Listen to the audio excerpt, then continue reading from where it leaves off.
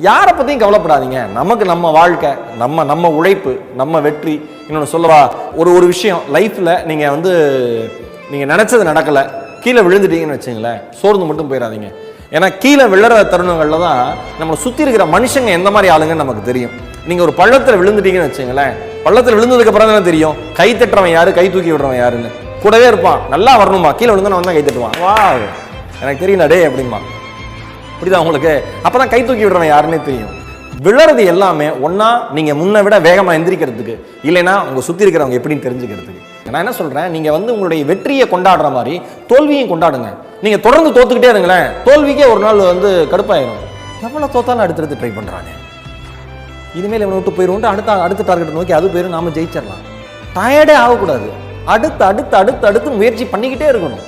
வேற வழியே இல்லை. இவன் ஜெயிச்சா மட்டும்தான் அவன் அமைதியாவான் போல இருக்குன்ட்டு சுத்தி இருக்கிற சூழலை நம்மளை ஜெயிக்க வச்சிடும்.